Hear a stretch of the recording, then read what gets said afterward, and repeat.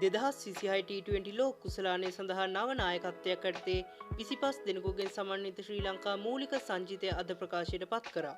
ඒ ප්‍රමෝද් වික්‍රමසිංහ මහතාගේ සභාපතිත්වයෙන් යුතු නව ශ්‍රී ලංකා ක්‍රිකට් තේරීම් කමිටුවේ පළමු මාධ්‍ය හමුව ලෙස අද ශ්‍රී ලංකා ක්‍රිකට් ආයතනයේදී පැවති මාධ්‍ය සාකච්ඡාවකදී ඒ අනුව මෙතෙක් ශ්‍රී ලංකා 2020 ක්‍රිකට් කණ්ඩායම මෙහි වූ චරිත් අසලංකගෙන් නැවතත් 2020 නායකත්වයේ හිටපු නායක දසුන් ශානකටම ලබා දී තිබෙනවා. මම හිතන්නේ බොහෝමයක් ක්‍රිකට් ප්‍රේක්ෂකයින්ට නම් මේ තීරණය ගැන සතුටු ඇති.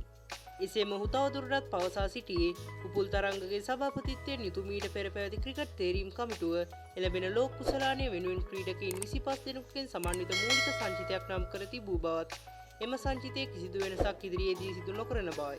ඒ අනුව මේ ක්‍රීඩකයින් 25 දෙනෙකුගෙන් යුතු මූලික සංචිතයේ කැපී පෙනෙන කාරණා කිහිපයක්ම තිබෙනවා. ඒ වසර 4කට පමණ පසුව යළිත් නිරෝෂන් දික්වැල්ලව ශ්‍රී ලංකා 2020 සංචිතයට නම් කර තිබීමයි.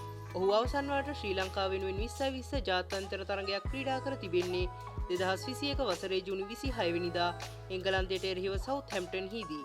එහිදී ඔහු රැස් කිරීමට සමත් වන්නේ පන්දු 19කදී ලකුණු 11ක් පමණයි.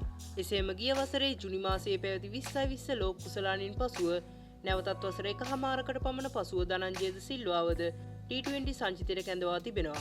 එසේම මෙතෙක් ජාත්‍යන්තර වරම් නොලැබූ දකුණත් පිටදඟ පන්දු යවන්නෙක් වන ප්‍රවීන් මැතිව්වද මෙම මූලික සංචිතය සඳහා කැඳවා තිබෙනවා. එසේම මෙම මූලික සංචිතය කමිල් මිෂාර, පවන් රත්නායක, සහන් ආරච්චිගේ, මිලාන් රත්නායක, දුෂාන් හේමන්ත හා විජයකාන්ත් වියස්කාන්ත් වැනි නව ක්‍රීඩකින් බහුතරයකින් සමන්විතයි.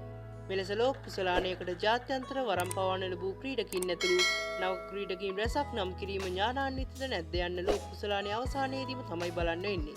කොහොම වුණත් වාසනාවකට මේ නව ක්‍රීඩකින් කිහිප දෙනෙකුම ආසන්න කාලය තුල යම් තාක් දුරකට හෝ හොඳ රිද්මයක් පසු වෙනවා. ඒ අනුව 2026 T20 ලෝක කුසලානය සඳහා ක්‍රීඩකින් 25 දෙනෙකුගෙන් සමන්විත ශ්‍රී ලංකා මූලික සංචිතය මෙසි.